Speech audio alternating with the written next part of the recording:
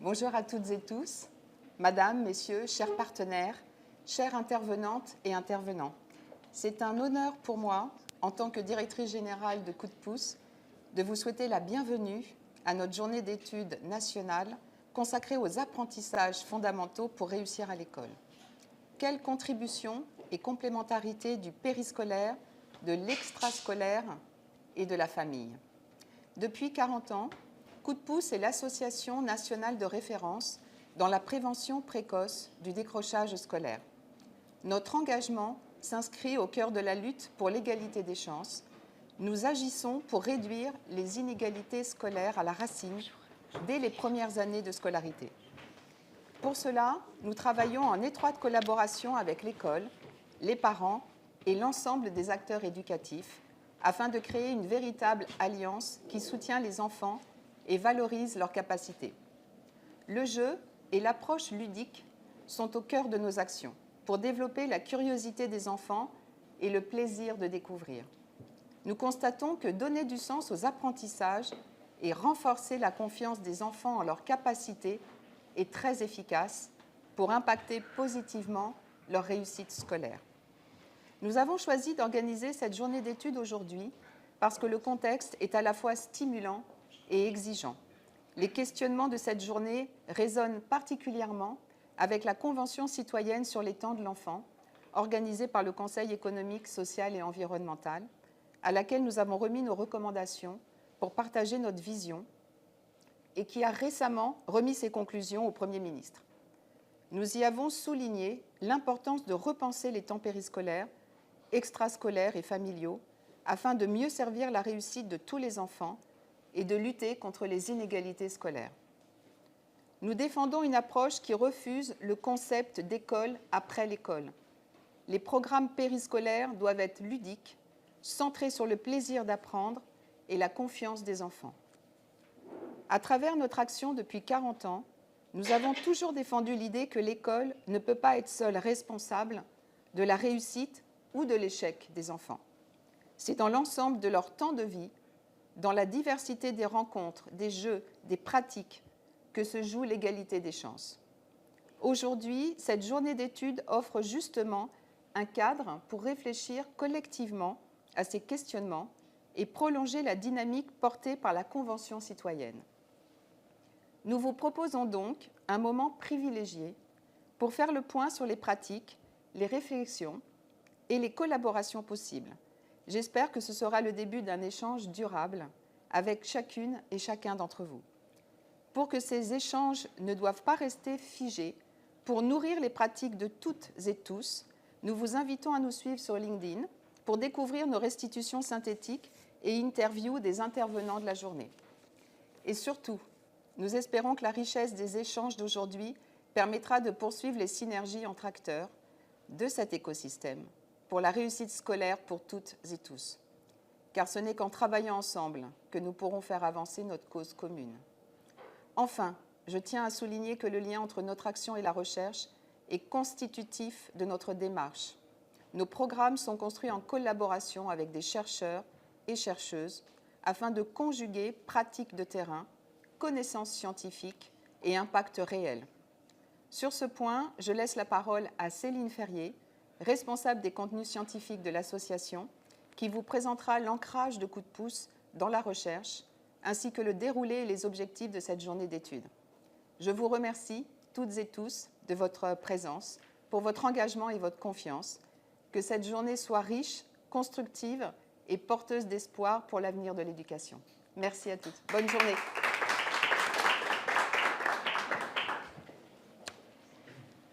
Bonjour à toutes et à tous, bienvenue. Cette journée donc s'inscrit effectivement dans l'histoire, la longue histoire de l'association Coup de pouce et dans son lien privilégié avec le monde de la recherche.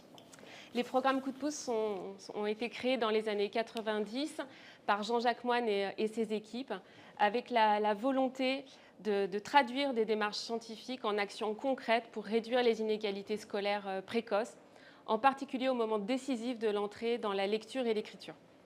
Plusieurs colloques ont été organisés par le passé. Ils ont réuni chercheurs, praticiens et partenaires éducatifs. Leur objectif à chaque fois, c'était d'alimenter la réflexion de l'association, de nourrir son action et de la nourrir en particulier avec les avancées de la recherche afin de mieux répondre aux besoins des enfants et en particulier de ceux qui sont le plus exposés aux inégalités scolaires. Dans cette continuité, avec le soutien de notre conseil scientifique, nous avons souhaité un nouveau temps fort, un temps de réflexion collectif autour d'une question centrale pour l'association, mais aussi pour l'ensemble de son écosystème. Quelle place occupent aujourd'hui les espaces périscolaires, extrascolaires et familiaux dans l'acquisition des savoirs, notamment des savoirs qui sont dits fondamentaux? Comment rendre visible et explicite la contribution de ces différents espaces-temps hors de la classe sur les apprentissages scolaires, en particulier en maternelle et en élémentaire? Les intervenantes et les intervenants qui sont présents aujourd'hui vont nous aider à mieux comprendre les inégalités qui sont vécues par les enfants, en particulier les enfants les plus défavorisés, souvent accentués par les discontinuités et le manque de lisibilité entre ces différents espaces-temps. Ils et elles nous inviteront à penser une meilleure circulation de tous les savoirs.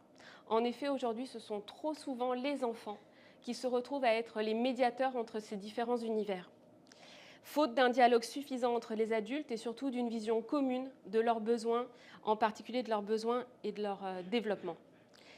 Il sera donc question aujourd'hui de connaissances réciproques, de connaissances mutuelles, mais aussi de reconnaissance institutionnelle, de continuité des pratiques et de circulation des savoirs. Pour tous les enfants et particulièrement, encore une fois, pour ceux qui sont le plus exposés aux inégalités sociales et aussi ceux qui vivent en contexte plurilingue. Dans cette réflexion, une vigilance s'impose à nous. Depuis les années 90 et les années 2000, Dominique Glassman, à la suite de d'autres chercheurs, soulignait déjà le risque d'un envahissement du scolaire dans la vie quotidienne des enfants. Plus récemment, des chercheurs comme Marie Durut-Bella et François Dubé décrivent une véritable emprise scolaire. Cette emprise, elle influence toutes les attentes sociétales, les pratiques familiales, mais bien sûr, évidemment, également les pratiques et les activités péri- et extrascolaires. Pour cette journée d'études, cette alerte constitue un repère essentiel. Les espaces-temps de la classe ne doivent pas devenir de simples prolongements des exigences scolaires. Ils doivent demeurer des lieux d'expérience, de découverte, de relations, reconnus pour leur apport propre et non réduits à leur utilité instrumentale. Instrumentale au sens de la performance scolaire. C'est à cette condition qu'ils peuvent contribuer pleinement à la réussite de tous les enfants. Nous espérons que les interventions et les échanges d'aujourd'hui nourriront vos réflexions à la fois individuelles et collectives, ainsi que celles de l'association Coup de pouce. Nous sommes dans un contexte où la marchandisation de l'éducation influence de plus en plus les orientations des acteurs éducatifs, en particulier des associations qui se retrouvent souvent mises en concurrence et en privilégiant souvent, malheureusement, les indicateurs quantitatifs au détriment des approches qualitatives. S'extraire de cette logique demande du recul, une exigence et aussi une vision globale des enjeux. C'est ce que nous allons essayer de faire aujourd'hui, pour que les alliances éducatives restent avant tout des alliances humanistes et sociales et non des alliances stratégiques. Nous remercions très sincèrement et très chaleureusement les membres du Conseil scientifique pour leur contribution précieuse à cette journée d'études. Marian Lemoine, Florence Lacroix, Catherine Tauvron, Ranka Bijal-Jacques-Babic et Aurélie Chenet. Nos remerciements vont également à l'ensemble des intervenantes et des intervenants de cette journée pour la richesse des contenus qu'ils vont nous partager et pour leur très grande adaptabilité. C'est un plaisir de vous réunir aujourd'hui et de penser et de construire cette réflexion ensemble à vos côtés. Merci à la France s'engage pour l'accueil ici, dans ces locaux. Et également un immense merci aux salariés et aux alternants de l'association qui ont œuvré de près ou de loin à l'organisation de cette journée. J'ai une pensée particulière pour Julia et Marie, sans qui elles n'auraient pu se tenir, et un remerciement tout particulier pour notre collègue Isabelle Patrois pour son pilotage attentif et engagé. Nous adressons enfin toutes nos pensées très amicales à Jean-Jacques Moine, fondateur de l'association et fidèle défenseur du projet. Je laisse la parole à Isabelle et je vous souhaite à toutes et à tous une très bonne journée, stimulante et constructive.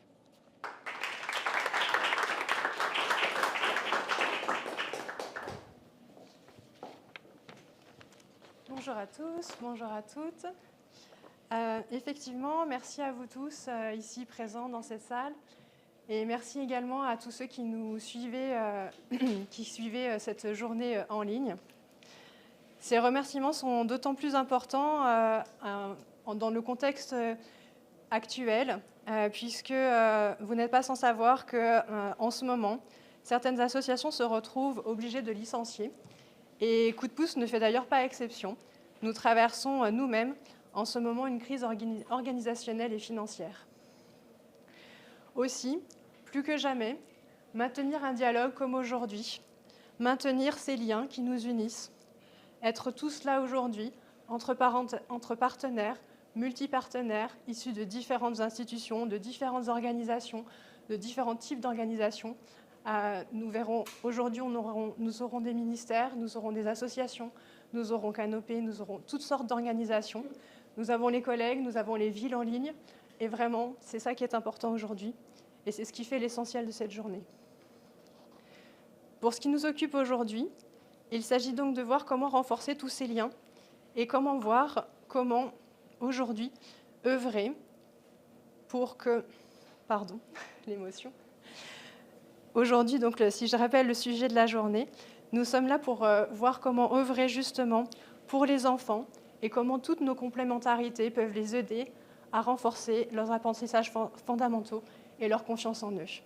Je vous remercie pour tout ça et je vous souhaite une très bonne journée.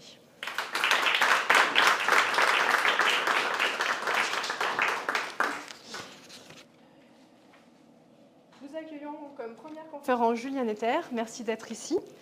Juliane Ether, vous êtes enseignant-chercheur en sciences de l'éducation et maître de conférences donc à l'Université de Paris-Créteil. Vous vous intéressez tout particulièrement au processus de construction des inégalités au travers de différents prismes et de différents cadres théoriques. Aussi, aujourd'hui, vous nous proposez un premier cadrage sur les implicites des attentes de l'école hors des murs et de la classe. Merci à vous. Eh bien, merci beaucoup pour votre invitation. Bonjour à toutes et à tous, ici dans ces locaux et aussi à distance. On donne toujours un titre à son intervention quelques mois avant de la faire. Bon, j'ai redécouvert ce titre en repréparant un peu cette intervention, Les implicites de l'école hors des murs de la classe. Et je me suis dit qu'il était à peu près incompréhensible. Bon, donc c'était un très mauvais titre. Mais je vais essayer, j'ai une demi-heure, montre en main, pour essayer de vous faire comprendre ce que je voulais dire avec ce titre. Donc ce sera mon défi du jour. Je suis enseignant-chercheur à l'université, membre de l'équipe ESCOL, et je travaille donc sur les inégalités d'apprentissage. En gros, mon laboratoire, depuis les années 80, essaye de comprendre pourquoi les élèves, donc les enfants qui viennent de milieux populaires, réussissent statistiquement moins bien à l'école que les élèves qui viennent de milieux favorisés. J'insiste sur le terme statistiquement, parce qu'il n'y a aucune fatalité scolaire. Je pense que le dire dans une journée de coup de pouce est quand même particulièrement important. Et ce n'est pas parce qu'on vient d'un milieu populaire qu'on ne va pas réussir à l'école, c'est-à-dire avoir une carrière scolaire très valorisée. Enfin, il n'y a aucune contradiction à ça, mais il y a un lien statistique qui fait qu'on a plutôt moins de chances d'avoir une très bonne carrière scolaire. Et c'est ça qu'on essaye de comprendre avec mon laboratoire depuis les années 80. Je suis un ancien enseignant. J'ai eu une carrière de professeur des écoles avant d'être enseignant-chercheur pendant une quinzaine d'années, à l'occasion de laquelle j'ai eu d'ailleurs des formations, et dont une formation dont je me souviens qui m'a bien marqué par Gérard Chauveau, qui a une histoire particulière, je crois, avec le dispositif Coup de pouce. Donc, je suis d'autant plus heureux d'être là aujourd'hui parmi vous. Je vais essayer de vous montrer trois choses. D'abord, de vous montrer qu'il y a des enfants qui apprennent partout. La deuxième chose que j'essaierai de vous montrer, c'est qu'il y a des enfants qui n'apprennent pas partout. Et la troisième chose, c'est qu'il y a certains outils qui sont nécessaires pour que les enfants puissent apprendre partout. Voilà. Alors, je commence avec certains enfants bizarres qui apprennent partout. Ça, c'est par exemple des enfants que j'ai pu rencontrer quand j'ai enquêté à Paris, dans le 5e arrondissement, donc vraiment un arrondissement central de Paris, des enfants qui ensuite, donc dans une école, qui ensuite destinent ses élèves au collège Henri IV. Je ne sais pas si ça vous parle, mais enfin, ça vous donne un peu une idée du milieu social de ces enfants et du type de résultats scolaires qu'ils peuvent avoir. Et là, je suis des enfants depuis le matin quand ils entrent à l'école jusqu'au soir. Et puis, je profite des temps du midi pour aller discuter avec eux, leur faire un peu dire ce qu'ils font dans leur vie quotidienne. Bon.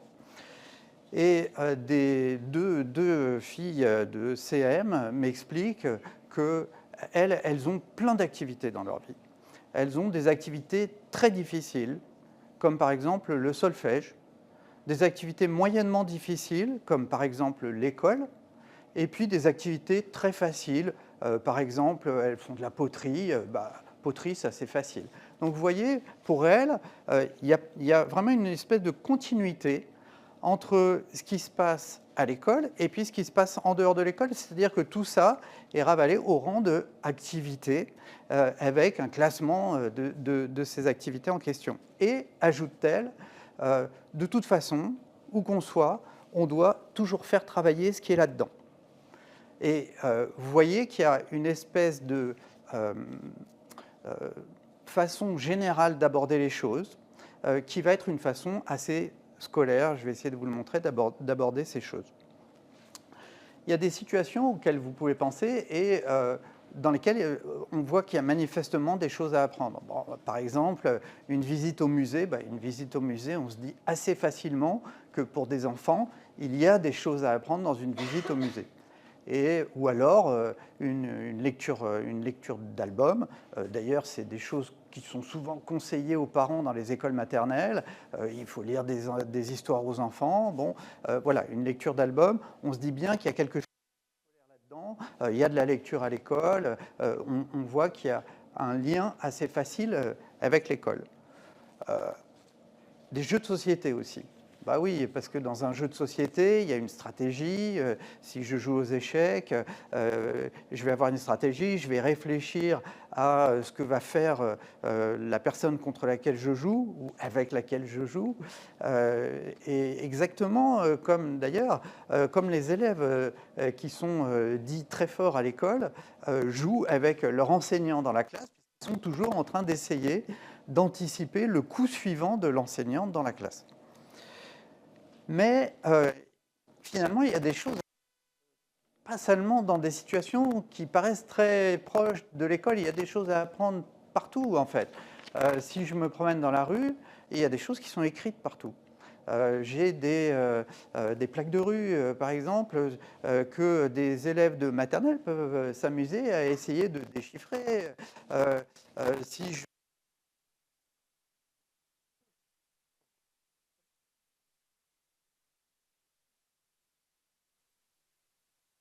même si on les a... ils ont des feuilles de formes différentes. Enfin, vous voyez, en fait, le monde est plein de choses qu'on pourrait apprendre. Mais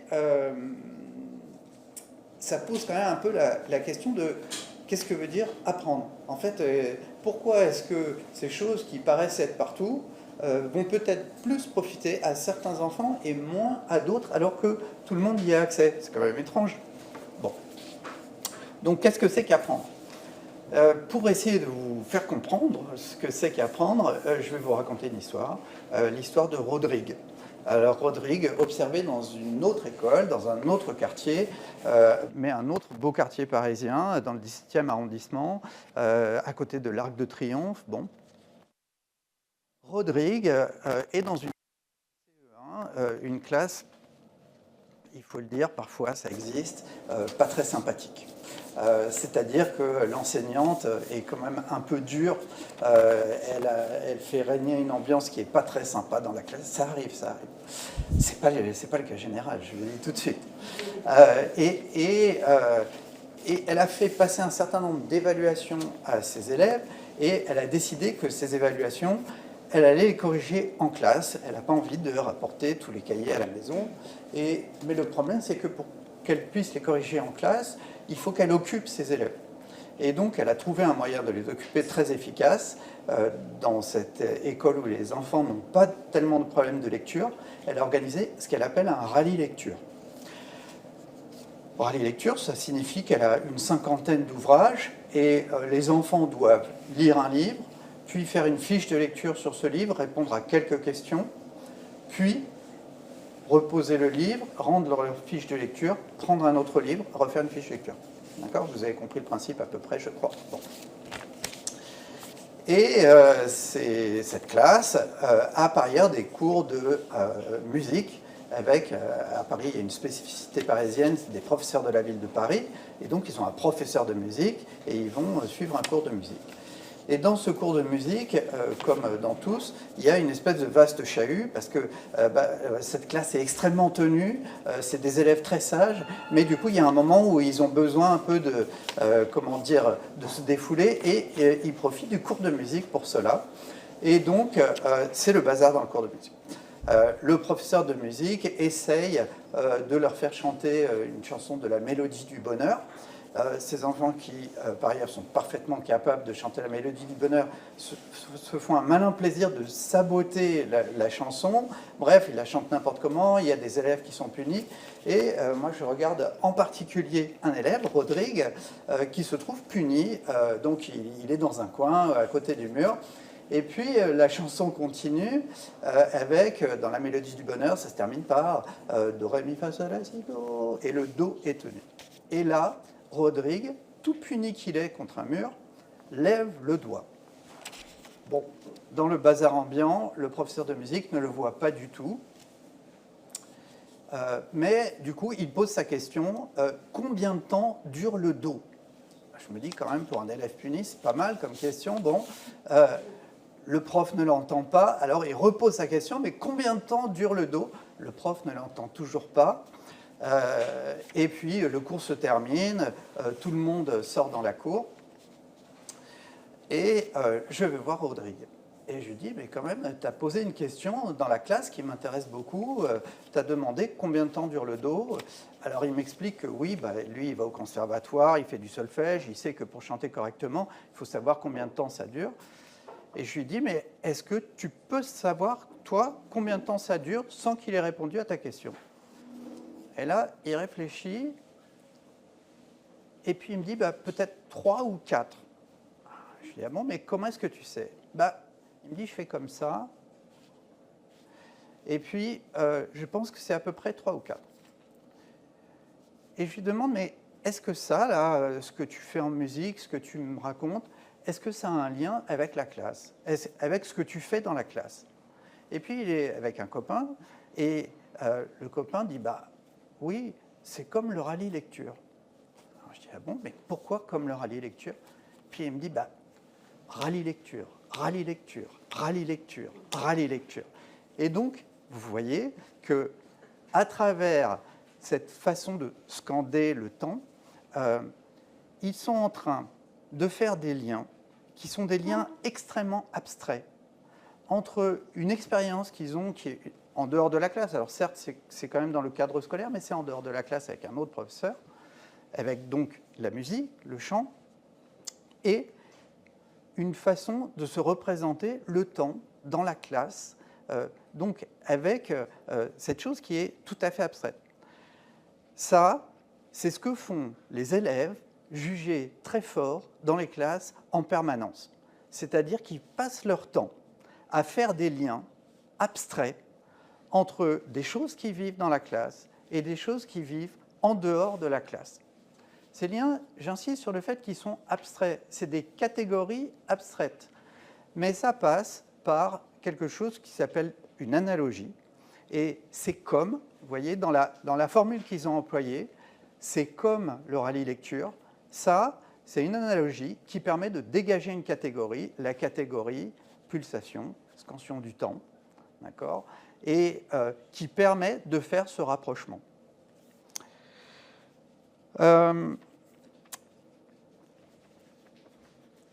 Ces catégories, les élèves, ils peuvent même les nommer. Là, en l'occurrence, la catégorie n'est pas nommée. D'autres enfants que je suivais dans un musée, encore des enfants, je ne vous parle que d'enfants des beaux quartiers, vous avez remarqué pour l'instant, ces enfants qui apprennent partout. Bon.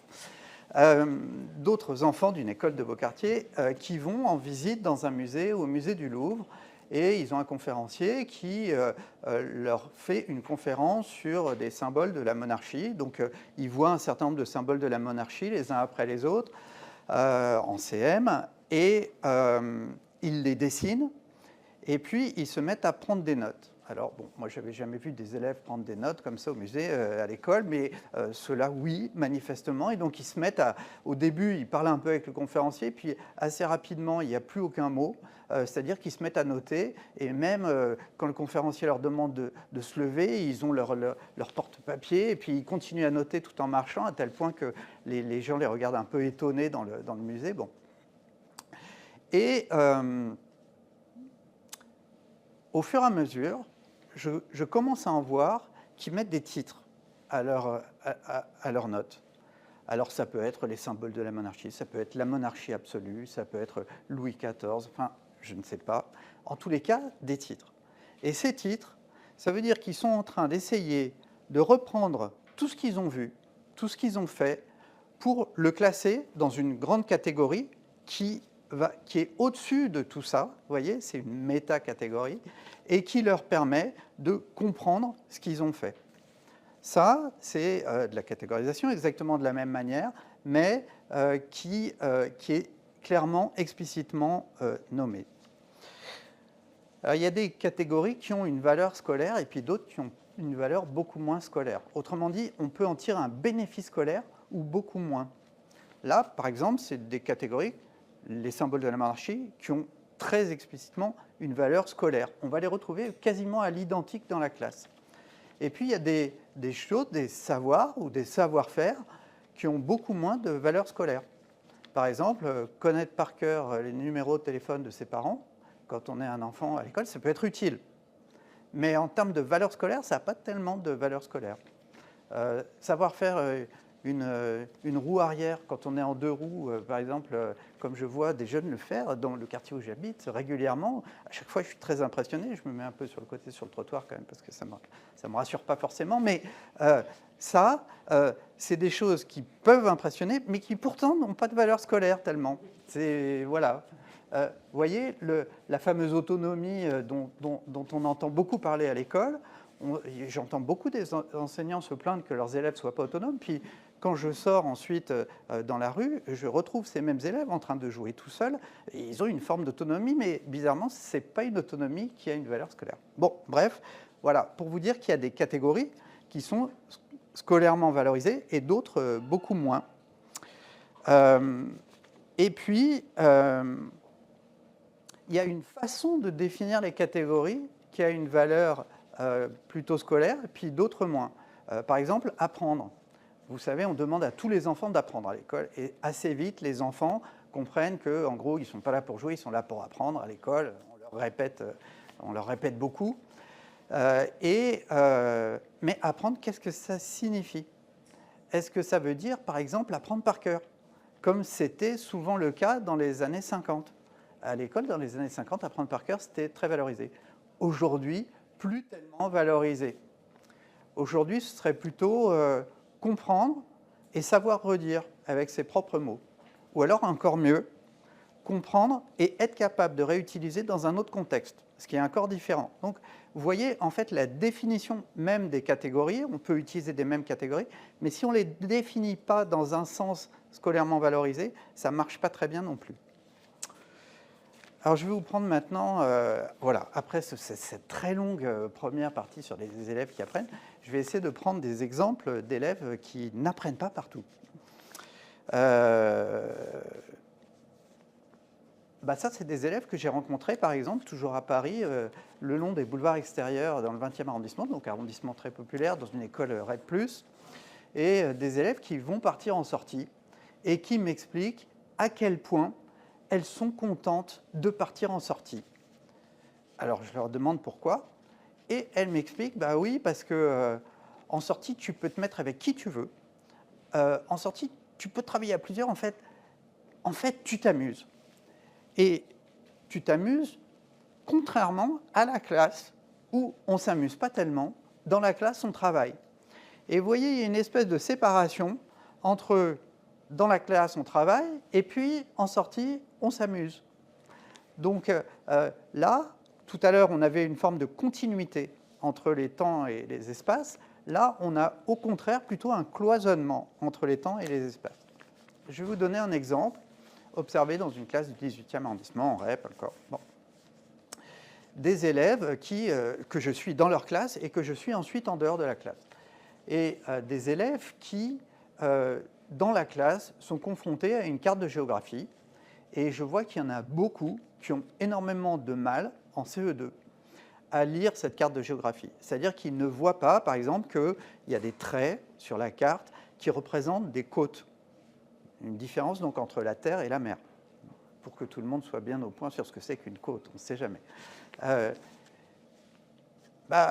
Il faut dire que sur la carte, ce n'est pas si évident, puisque d'un côté, il y a la terre qui est vide, c'est blanc, puis de l'autre côté, il y a la mer qui est vide, c'est blanc, donc il faut quand même savoir un peu que c'est une côte. Mais une partie des enfants le savent, c'est une carte de France, ils ont compris ce que c'était que la carte de France, mais d'autres non. Et donc, ça leur pose de gros problèmes. Et puis, on sort de la classe, ils partent à la cantine, et j'en suis certain, à la bibliothèque. Et à la bibliothèque, il y a une bibliothécaire qui aime beaucoup les origamis, et qui a donc plein de livres d'origami, qui fait jouer les enfants avec ces livres, et qui leur fait faire des origamis. Et qu'est-ce que je vois? Des plans d'origami, de montage des origamis, qui me rappellent énormément la carte de France. Pourquoi? Parce que il y a, alors évidemment, ça ne s'appelle pas des côtes, c'est les bords de la construction, entre d'un côté le papier, okay, qui est plein, et puis de l'autre côté l'absence de papier, et donc on doit repérer que le trait signifie le bord du papier exactement comme le trait signifie le bord du territoire. Donc vous voyez, il y a une proximité énorme entre ces deux objets. Pour autant, aucune proximité, enfin, aucun rapprochement n'est fait. Vous voyez, le fameux « c'est comme », l'analogie, elle n'est pas faite. Alors, elle n'est pas faite par les encadrants, et c'est bien normal. Pourquoi? Parce que la bibliothécaire ne sait pas que les élèves ont travaillé dans la classe avant sur une carte de géographie. L'enseignante ne sait pas que les enfants vont aller travailler ensuite, vont aller faire des origamis ensuite en BCD. Donc, finalement, il n'y a pas d'encadrant qui soit en mesure de faire ces rapprochements. Mais les enfants ne font pas non plus les rapprochements. Et donc, ils se retrouvent en difficulté dans la classe avec leur carte de géographie, et ils se retrouvent de la même manière en difficulté face aux problèmes que leur pose la lecture des plans de montage d'origami. Je ne sais pas si vous avez essayé de faire des montages d'origami, c'est très compliqué à lire les plans de montage d'origami. Bon, vous voyez un peu où je veux en venir, c'est-à-dire que pour certains, il y a une forme de continuité, pour d'autres, on est plus dans de la discontinuité. Tout à l'heure, je vous parlais des jeux de société qui avaient un intérêt directement scolaire, en fait, dont on pouvait directement voir un intérêt scolaire. Mais un midi, où j'observe deux enfants qui sortent un jeu de dames encadré par des animateurs, je les vois jouer d'une façon qui m'intéresse beaucoup. Un garçon et une fille face à face, et le garçon a décidé qu'il allait gagner. C'est un garçon. Bon. La fille a décidé qu'elle allait discuter. Et donc, ils partent dans le jeu avec des optiques qui sont très différentes. Et de fait, à chaque coup, la règle du jeu de dames change. C'est-à-dire que le garçon, un coup, va jouer en allant en diagonale, en faisant bouger son pion en diagonale de 2 cases, ou d'une case, ou de 2 cases s'il prend un autre pion. Puis un coup, il va bouger son pion de 8 cases. Puis un coup, au lieu d'aller en diagonale, il va aller tout droit. Enfin, peu importe. La seule règle qui compte, c'est qu'à chaque coup, il mange des pions de la fille. D'accord ? Et puis, la fille, de son côté, bouge les pions un peu n'importe comment, sans trop regarder ce qui se passe, mais dans un flot continu, c'est-à-dire qu'elle passe son temps à parler avec le garçon. À la fin de la partie, les deux sont enchantés.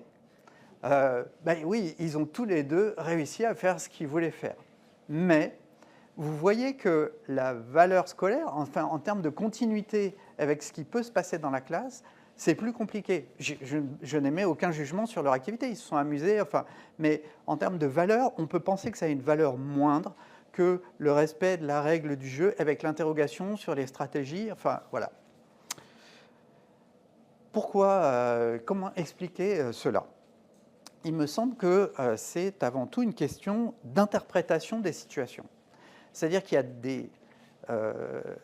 des actions qui vont prendre des sens différents selon les enfants, en fonction de leur socialisation familiale, mais aussi de leur socialisation scolaire passée.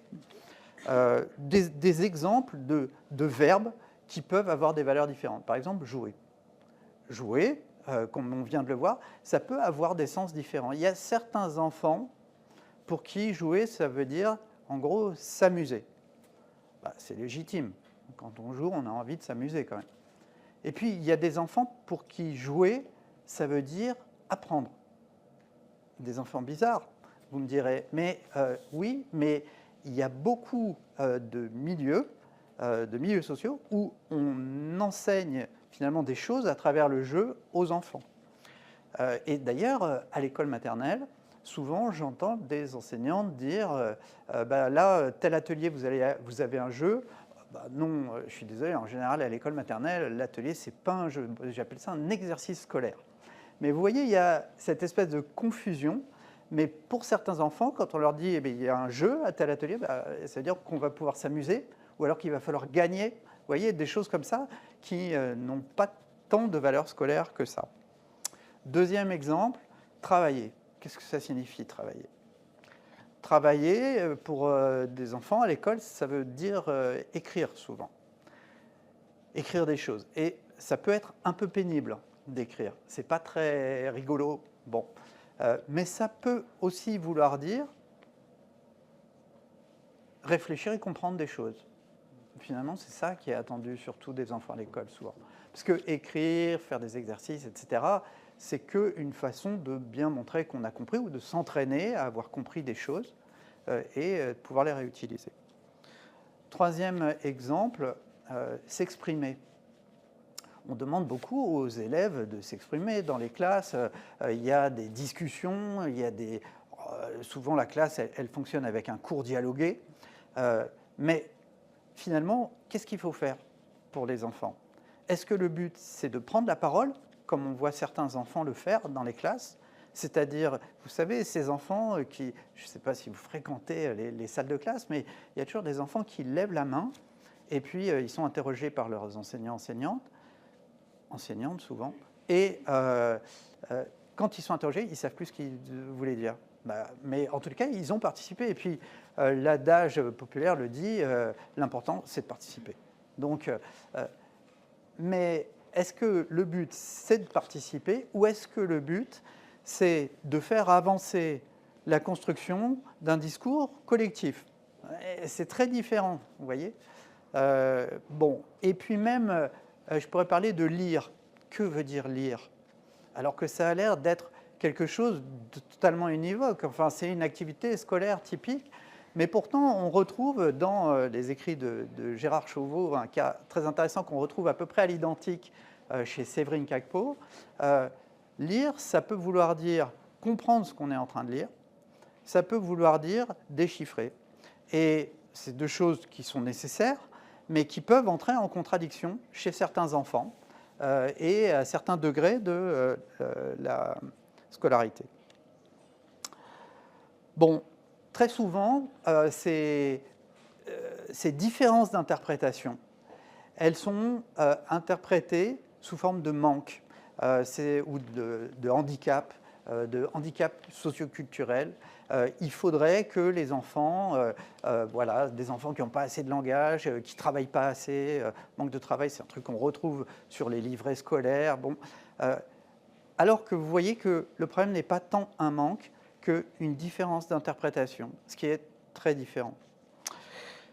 Des outils qui seraient nécessaires pour arriver à essayer de faire en sorte que tous les élèves apprennent. Je vais vous raconter une autre histoire, si j'ai encore le temps, je regarde la maîtresse du temps. Bon. Donc,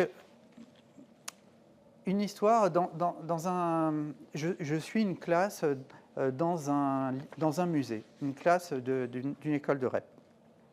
Et une visite sur un truc qu'on retrouve quasiment dans tous les catalogues de musées, les animaux fantastiques. Et il y a une conférencière qui leur parle d'animaux hybrides. Donc, elle leur redit bien 50 fois des animaux qui sont construits avec, par exemple, une tête d'aigle, un corps de poisson, une queue de serpent. Ça, c'est un animal hybride, il y a différentes parties. Et elle leur dit, faites bien attention à ça, tout à l'heure, vous devrez faire un animal hybride. Donc, voilà, elle insiste beaucoup. Et puis, au fur et à mesure de la visite, qui dure à peu près 1 heure, puis après, il y a une partie atelier d'1 heure, au fur et à mesure de la visite, je vois des élèves qui sont complètement perdus. Ils ont l'air de ne pas du tout savoir ce qu'ils font là. Et ce que j'observe, c'est que ceux qui ne sont pas perdus sont ceux qui arrivent à trouver un point commun dans tout ça. C'est la première chose qu'ils font. Ils cherchent un dénominateur commun. Et ils ne trouvent pas tous le même, ce qui est tout à fait intéressant. Parce que comme, vous voyez, ce n'est pas scolaire, en fait, c'est thématique. Les animaux hybrides, à l'école, on ne sait pas trop ce que c'est, en fait, les animaux hybrides. Et ils vont chercher à le traduire, enfin, à en faire quelque chose de scolaire. Donc, par exemple, il y a une élève pour qui le cœur du propos, c'est vraiment les animaux hybrides avec différentes parties, donc des articulations. On pourrait dire que pour elle, ce qui compte, c'est l'articulation.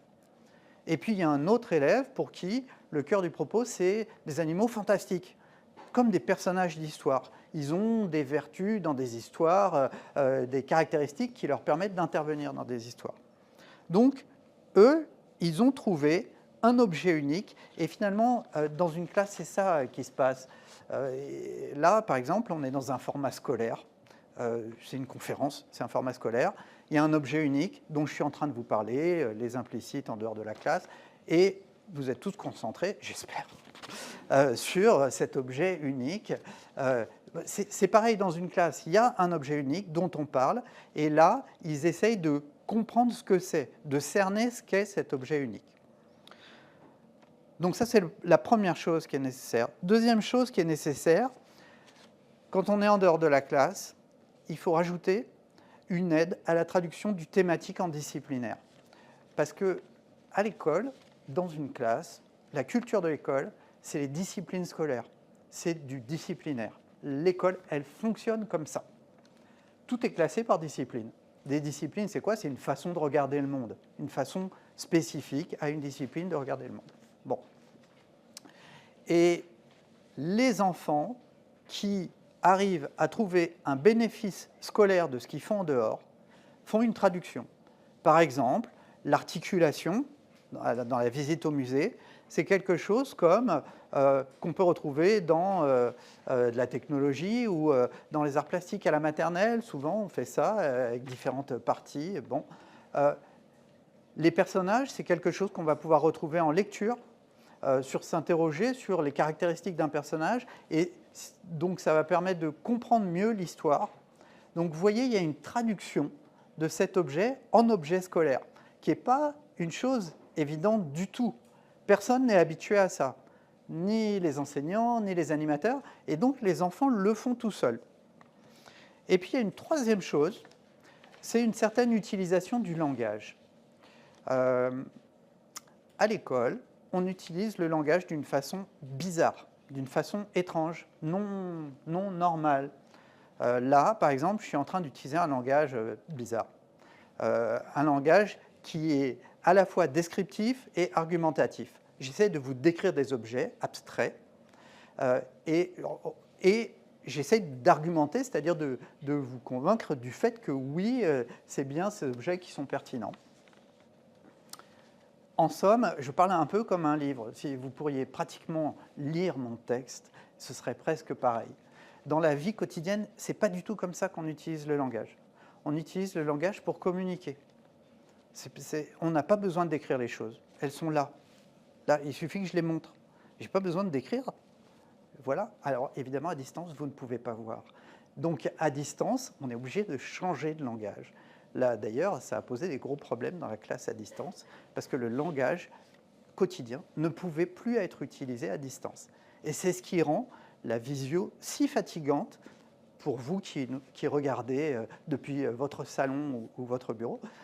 C'est très fatigant parce que le langage n'est pas un langage quotidien dont on a l'habitude. C'est un langage qui sollicite plus. D'accord ? Eh bien, pour arriver à trouver un point commun et pour arriver à faire une traduction du thématique en disciplinaire, on est obligé de passer par ce langage bizarre qui est le langage de l'école, qui est un langage de description, d'analyse des propriétés des objets. Bon, voilà. Alors, en conclusion, je reviens un petit peu sur mon titre. Les implicites de l'école hors des murs de la classe, pour essayer de vous le faire comprendre maintenant. Donc, vous voyez qu'il y a des choses qui sont implicites en dehors de la classe dès lors qu'on essaye d'avoir un bénéfice scolaire des activités. Et ces choses qui sont implicites, c'est qu'il y a certaines attentes, des catégories, par exemple apprendre, jouer, travailler, s'exprimer. On doit les comprendre d'une certaine manière et on doit faire certains liens qui généralement ne sont pas explicités, ne sont pas dits, restent implicites pour beaucoup d'élèves. Et il n'y a pas de frontière à ça. C'est-à-dire qu'il y a des enfants qui apprennent vraiment partout, chez eux, depuis qu'ils sont tout petits. Ça commence sur la table à langer. Juste un dernier petit mot de conclusion avec je voudrais parler un tout petit peu des dispositifs, parce que le coup de pouce est un dispositif, donc il y a des protocoles, une façon de faire et tout ça. Bon. Et l'école aime bien les dispositifs et aime bien s'entourer de dispositifs. Alors certes, il y a le coup de pouce, mais on trouve dans le second degré devoir fait, il y a les APC dans les écoles, enfin bon. Et je voudrais insister sur le fait que les dispositifs ne sont que des dispositifs, c'est-à-dire c'est des coquilles. Et il faut leur donner corps à ces dispositifs et on leur donne corps à travers des pratiques. Et sans les pratiques, les dispositifs ne restent que des dispositifs. Alors certes, il y a eu des évaluations du coup de pouce qui ont montré que ça pouvait être une bonne idée sous certaines conditions, etc. Mais ça suppose quand même certaines pratiques et en particulier, du coup, une amélioration lente des pratiques des intervenants, exactement comme l'école suppose une amélioration lente des pratiques des enseignants. En fait, il n'y a pas tellement de solutions en éducation. Malheureusement, il n'y a pas de solution magique, de baguette magique, et il n'y a pas de solution en dehors de cette amélioration lente de la qualité des pratiques des personnes qui interviennent auprès des enfants. Et cette journée, je crois, participe de cette amélioration. Je vous remercie beaucoup.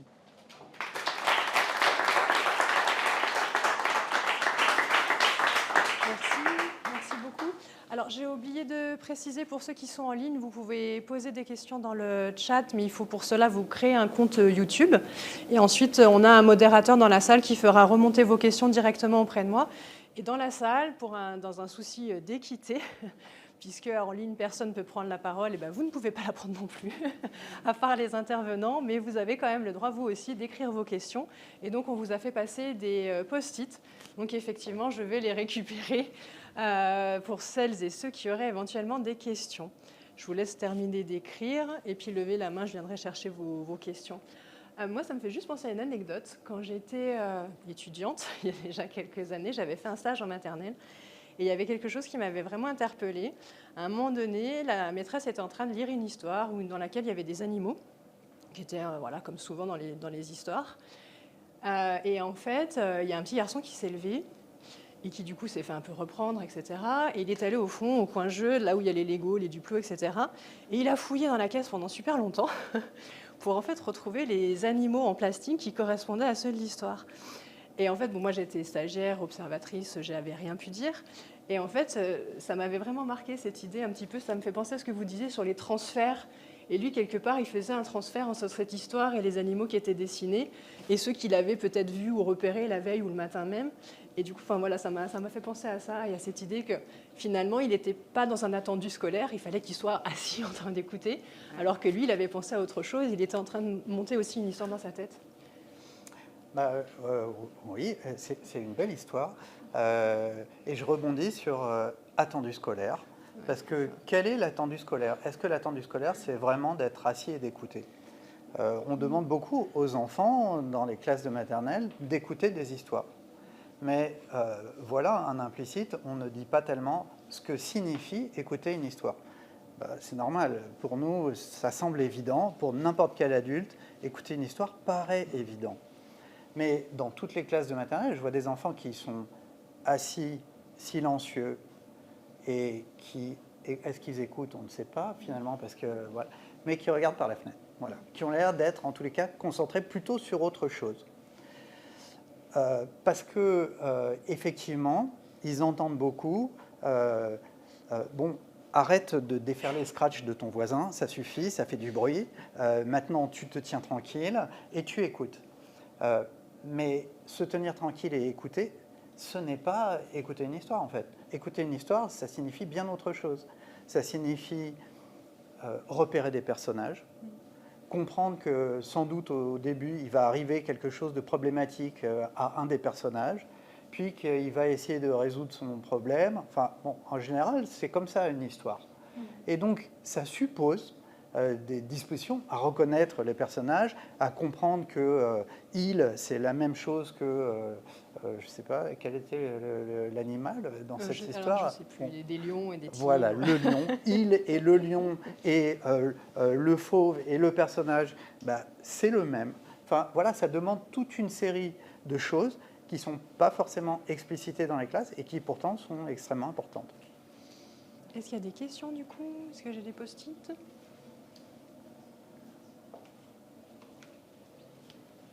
Je les lis, n'ayez pas peur. Je me fais votre porte-parole. Alors, vous ne voyez pas en ligne, mais les questions arrivent simplement et il y a un circuit un peu détourné. Alors effectivement, on a une de nos collègues, Aurélie, qui pose la question: préconisez-vous alors davantage de mettre en place des lectures partagées plutôt que des lectures offertes? Je ne sais pas ce que ça veut dire en fait. Donc j'ai déjà un problème pour répondre. Lecture offerte, j'ai jamais très bien compris ce que voulait dire lecture offerte. Offerte comme si c'était un cadeau pour les enfants. Et ça me gêne un peu l'idée de lecture offerte parce qu'on leur fait un cadeau, du coup ils devraient être reconnaissants du fait qu'on leur fait un cadeau, qu'on leur offre une lecture. Enfin, vous voyez, moi ça me pose tout de suite problème, lecture offerte. En fait, quand on lit une histoire aux enfants dans un cadre scolaire ou périscolaire, me semble-t-il, on a toujours une idée derrière la tête. Il y a toujours une finalité qui peut être affichée ou qui peut ne pas être affichée. Même si on dit qu'elle est offerte, le fait de dire qu'elle est offerte est plutôt une façon de masquer la finalité de ce qu'on est en train de faire. Donc, je ne peux pas dire que ça m'enthousiasme. Donc, lecture partagée, oui, de toute façon, elle va être partagée, parce que sinon, on lit tout seul pour soi. Donc, elle sera partagée. Mais la question, c'est plutôt comment on fait pour permettre aux enfants de se saisir de la lecture qu'on est en train de partager. Je crois que c'est plutôt ça le problème. Alors, on a une autre question. Comment faites-vous le lien entre le langage et les disciplines?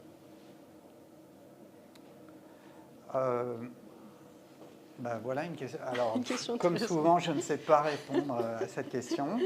Simplement, je fais moins le lien entre langage et discipline, même s'il y en a, mais je ne suis pas un chercheur disciplinaire. Donc, je ne travaille pas dans des disciplines données. Donc, ce n'est pas quelque chose que j'ai étudié particulièrement, même s'il y a des travaux qui le font. En revanche, je fais un lien entre langage et école. Je vais vous prendre un autre exemple, un exemple que je n'ai pas pris tout à l'heure, qui a été travaillé par une chercheuse états-unienne qui s'appelle Heath dans les années 70-80, ça date déjà, et qui se rend compte que elle va dans des classes, dans des écoles très ségrégées du sud des États-Unis, puis elle regarde comment on parle dans la classe, puis ensuite elle regarde comment on parle dans les familles des élèves. Et elle se rend compte que dans la classe, on ne parle pas du tout de la même manière que dans les familles. Par exemple, on pose des questions comme « Quel est le personnage principal de l'histoire ?» Et quand elle va dans une famille, elle se retrouve devant la mère de Ned. Et la mère de Ned lui dit « J'ai été convoquée par l'école parce qu'il paraît que à l'école, Ned, il est mutique, il ne dit rien. Je ne comprends pas, à la maison, je ne peux pas le faire taire. Il parle tout le temps, et à l'école, on me dit qu'il ne dit rien. » Mais Ned intervient et dit « Oui, mais la maîtresse, elle pose des questions stupides. » Alors, comment ça, elle pose des questions stupides ? Ben oui, elle sait déjà la réponse. Elle n'a pas besoin que je lui dise. Et effectivement, quand on y réfléchit, à l'école, on ne pose que des questions stupides. C'est-à-dire, c'est des espèces de fausses questions qui n'ont pas cours dans la vie quotidienne. Et effectivement, dans la famille de Ned, d'abord, on ne pose pas trop de questions aux enfants. On a plutôt tendance à les embarquer dans les discussions d'adultes. Et puis, quand on leur pose des questions, c'est plutôt pour connaître la réponse. Où est-ce que tu as encore été traîné ? Voilà, là, j'aimerais bien savoir, et tu as intérêt à me répondre. Donc, vous voyez, il y a des façons d'utiliser le langage qui sont très propres à l'école et qui sont travaillées dans certaines familles.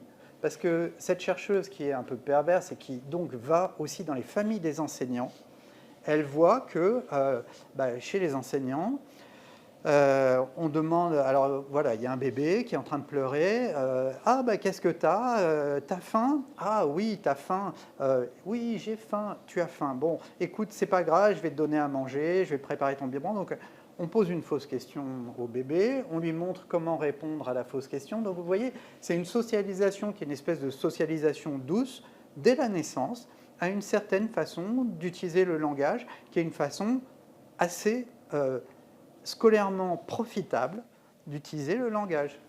Voilà. Alors j'ai une dernière question, mais en 2 minutes pour la réponse. Désolée, c'est challenge supplémentaire. Ouais. Comment former ou sensibiliser les enseignants, les animateurs à faire des ponts justement entre ce fameux extérieur de l'école dont vous nous parlez, où on peut apprendre également, et l'intérieur de l'école? C'est-à-dire, est-ce qu'il y a des choses qu'on peut enseigner comme ça pour qu'ils l'aient plus à l'esprit, qu'ils le prennent plus en compte, pour faciliter ces transferts en quelque sorte? Oui, c'est très difficile. Je suis désolé. C'est difficile parce que ça dépend beaucoup des situations. Alors, il y a des choses quand même. Par exemple, quand on est en train de jouer, travailler sur les règles du jeu, travailler sur qu'est-ce que c'est, qu'est-ce qu'on fait là en fait, à quoi ça sert, en quoi. Alors, je ne sais pas si on peut faire vraiment des liens avec la classe, parce que dans la classe, il y a des situations dont les animateurs ou les intervenants n'ont pas connaissance. Donc c'est quand même compliqué, mais il y a des choses qui peuvent faire référence à des contenus scolaires et sur lesquels il est parfois possible d'insister. Par exemple, dans les lectures d'histoire, il y a des façons de lire des histoires qui renvoient plus facilement au contenu scolaire. L'interrogation sur les personnages, l'interrogation sur le schéma narratif, c'est des choses qui vont renvoyer plus facilement au contenu scolaire. Avec les jeux, c'est un peu plus compliqué sans doute, même s'il y a des choses. Enfin, je ne sais pas très bien comment faire, à vrai dire. C'est pas facile. Très bien. Merci beaucoup, en tout cas, Julien Noether. C'est moi qui vous remercie beaucoup.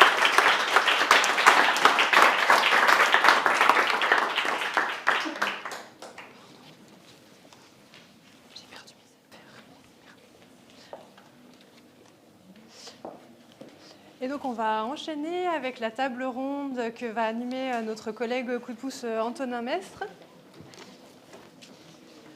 Donc c'est une table ronde qui va nous permettre de nous interroger sur la manière dont on peut avoir une organisation cohérente justement entre les différents espaces-temps pour accompagner au mieux les apprentissages fondamentaux. Donc c'est vraiment la suite logique de ce que Julien Noether vient de nous présenter. On espère avec des exemples concrets de tous nos partenaires autour de la table. Et je te cède la place. Merci beaucoup. Je vous en prie. Je laisse les intervenants qui vont accompagner pour cette table ronde s'installer.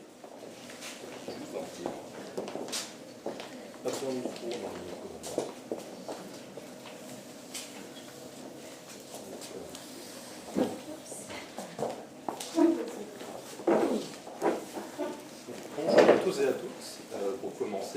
beaucoup d'être présents en ligne et puis ici aussi. On est quand même nombreux en présentiel également, donc c'est assez agréable à voir. Merci énormément à nos intervenantes d'avoir pu vous libérer, d'avoir accepté de participer à cette table ronde et d'échanger aujourd'hui autour d'un sujet qui va être très intéressant, très complexe aussi, et qui va faire écho un petit peu à ce que Julien Netter a pu nous décrire, nous présenter auparavant, notamment sur les enjeux qu'on peut arriver à tisser autour de l'enfant. Avant peut-être de lancer le sujet de la table ronde, je voulais vous demander dans un premier temps si vous aviez une envie de réagir à ce que Julien Netter a pu dire, notamment par rapport aux enjeux des implicites, des apprentissages fondamentaux. Et je vous laisse le temps de réfléchir un peu à cette question, et en attendant, je vais vous présenter pour commencer. Donc je vais commencer par Florence Imokran. Donc vous êtes inspectrice générale de l'éducation, du sport et de la recherche au sein de la mission enseignement primaire. Vous avez également eu un parcours complet, je dirais, dans le premier degré, puisque vous avez commencé en tant que professeur des écoles, puis directrice d'école, formatrice, inspectrice de circonscription et adjointe au DAZEN. Donc vous avez une connaissance assez complète de l'institution. Et vous nous avez proposé d'aborder le sujet plus spécifiquement de l'organisation des différents temps de l'enfant au travers de la notion de parcours éducatif, qui est particulièrement intéressante, et en insistant sur l'importance du pilotage des actions de coéducation dans les territoires. Donc ce sera intéressant, notamment par rapport à ce que Julien Netter pouvait nous dire, de ces implicites-là, des différents acteurs qui collaborent autour de l'accompagnement et de l'éducation des enfants, comment est-ce qu'on arrive à coordonner tout ça. Anne Philipson, vous êtes directrice territoriale Occitanie avec Sylvie Gasnier qui est directrice territoriale Provence-Alpes-Côte d'Azur. Et donc vous êtes toutes deux présentes dans le réseau Canopé, le réseau de formation des enseignants. Vous nous proposez de penser l'importance d'une communauté éducative cohérente, indispensable pour poser les bases d'un processus de coéducation qui soit efficient. Vous vous appuyez notamment sur l'exemple d'un tiers éducatif créé par divers acteurs institutionnels à Marseille, et qui vise notamment à améliorer l'accompagnement des enfants en dehors des temps scolaires et de faciliter les pratiques pédagogiques innovantes. Donc merci beaucoup pour votre présence. C'est bien ça, hein, c'est ça. Louise Pénélon, merci beaucoup. Vous êtes chef du bureau de la protection des mineurs en accueil collectif et des politiques éducatives locales. Et vous êtes également secrétaire général du comité de la filière animation à la direction de la jeunesse, de l'éducation populaire et de la vie associative. Vous avez également travaillé au sein de plusieurs associations, donc encore une fois, vous êtes un acteur qui connaissez très bien les différents aspects de l'Alliance éducative sur lesquels on va revenir, et vous êtes engagé à l'UNAT, Union nationale des associations du tourisme social et solidaire, qui œuvre depuis 1920 à permettre l'accès au plus grand nombre de partir en vacances. Donc votre retour et votre définition justement un peu en clé de voûte des différents acteurs est particulièrement intéressant. Et enfin, notre dernière intervenante, Justine Fesneau, vous avez fondé l'association Parapa l'enfant, donc qui travaille à renforcer l'alliance éducative autour de l'enfant de 0 à 6 ans, particulièrement en ce qui concerne la relation entre les parents et les professionnels de l'enfance, et qui vise à mettre en avant l'importance de pratiquer des jeux, de dire des histoires sur le temps extrascolaire. Donc c'est exactement ce que vous pouvez nous dire, Julien Netter, sur l'importance des implicites et de ces activités thématisées qui peuvent sembler un peu moins disciplinaires, un peu moins scolaires, mais qui ont quand même un réel impact sur la manière dont les enfants vont pouvoir réussir à l'école, entre guillemets. Donc le rôle de Parapa l'enfant repose sur le développement d'un lien entre tous ces acteurs au sein des espaces extrascolaires, et votre expérience permettra de nourrir justement ces échanges sur l'alliance éducative avec le point de vue associatif qui nous tient particulièrement à cœur, à Coup de pouce évidemment. Donc merci beaucoup, une introduction que j'espère pas trop longue mais que je trouve importante pour situer tout le monde. Je vous laisse la parole désormais. Est-ce que vous avez envie de réagir d'une part à l'intervention de Julien Netter sur les implicites, et d'autre part, comment mettre en place cette alliance éducative autour notamment de ces implicites et puis de l'intérêt de l'enfant? Alors oui, on peut. Je pensais peut-être que ma secrétaire générale allait démarrer, mais pas d'ordre de préséance. Voilà. Donc oui, les implicites présentés par Julien sont au cœur en fait des problématiques que l'on peut rencontrer dans la coéducation, et c'est pour ça qu'à Réseau Canopé, la coéducation est pour nous un enjeu fondamental pour aussi expliciter les implicites. L'école est remplie d'implicites, et au sein de l'école, les missions des uns et des autres sont remplies d'implicites. Et donc nous, quand nous travaillons la coéducation, nous travaillons aussi la compréhension des missions de chacun. La mission des parents, qui peut paraître évidente, mais ça n'est pas tant que ça. La mission des enseignants, la mission des ATSEM, la mission des associations, etc. Donc on s'est pleinement retrouvé dans ce que Julien disait, parce que si on ne travaille pas les implicites, on va partir sur des malentendus. Et le malentendu peut créer de l'incompréhension, du conflit, malaise. Donc nous, on souhaite travailler sur l'ensemble des temps, des transitions de l'enfant, des espaces de l'enfant, avec l'ensemble des acteurs.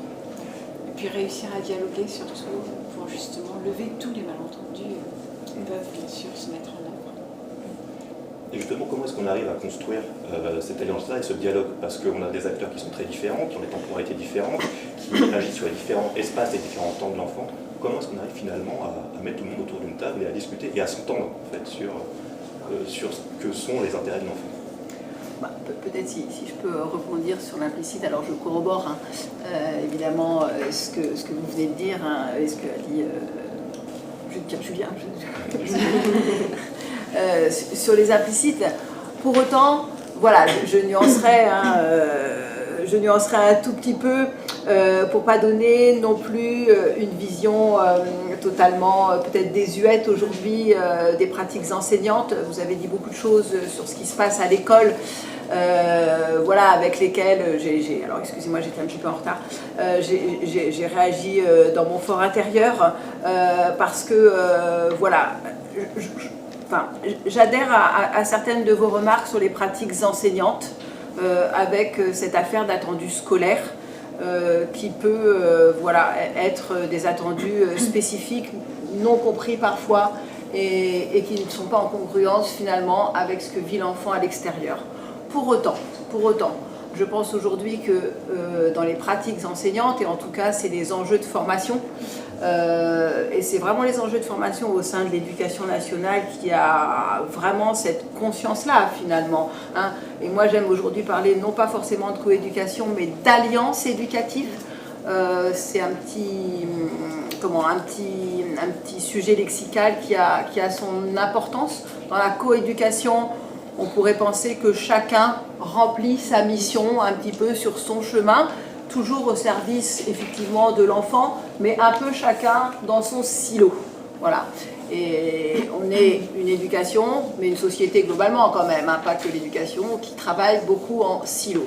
Dans le mot d'alliance éducative, on a finalement quelque chose qui représente un sens, un regard en tout cas croisé, partagé. On donne du sens aux actions des uns et des autres qu'on essaie finalement d'expliciter et dont l'enjeu est le parcours éducatif de l'enfant sur lequel on adhère et où on échange chacun dans ses responsabilités.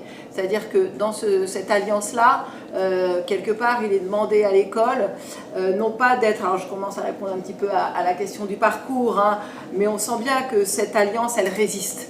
Et historiquement, on a une école qui parle, on va dire, et des familles qui écoutent et qui reçoivent. Aujourd'hui, il y a quelque chose qui est demandé et qui doit se transformer. Peut-être que la première chose à faire pour l'école, c'est déjà d'écouter ce que les parents ont à dire de leur enfant. Un enfant, quelque part, qui connaissent un peu mieux que personne, qui est pour autant le même individu à l'école, avec un individu qui peut se comporter différemment à l'école qu'à la maison. Et c'est comment on est en capacité, à l'école, finalement, comment les enseignants sont en capacité d'écouter ce qu'on a à dire de cet enfant pour bien le comprendre, et finalement d'ajuster des gestes professionnels et de dire à des parents aussi ce qu'on a à dire de leur enfant. Donc je pense qu'il y a quelque chose ici qui joue déjà dans cette connaissance de cet être finalement qui est d'un côté enfant et d'un côté élève, des fois élève-enfant aussi, voilà. Et comment on apprend à connaître et comment on a une vision holistique finalement de ce jeune. Et je finirai juste pour ne pas être trop longue sur les implicites parce que à l'école quand même, on demande, tout à l'heure vous disiez monsieur, qu'on posait des questions bêtes à l'école. Vous me permettrez quand même voilà, de nuancer un tout petit peu et d'avoir un petit peu fait oups en vous attendant. Alors oui, effectivement, mais finalement comme dans la vie, on pose aussi des questions bêtes. Je pense que par contre, effectivement, là où je vous rejoins, c'est que parfois il y a des questions pour lesquelles les enfants vont réagir et c'est comment aussi l'école pose pas forcément des questions bêtes, mais quand on pose une question, vous le disiez, quel est le nom du héros, je ne sais quoi, l'enseignant le sait, oui, mais comment on pose la question aussi, c'est souvent quand même ces questions-ci qui sont posées, peux-tu nous donner les caractéristiques ou qu'as-tu compris toi effectivement de cette histoire, de ce héros, qu'as-tu retenu de son action, tiens, peux-tu nous rappeler son nom parce que, mais du coup on va dans quelque chose où on amène l'enfant à se placer dans une posture réflexive.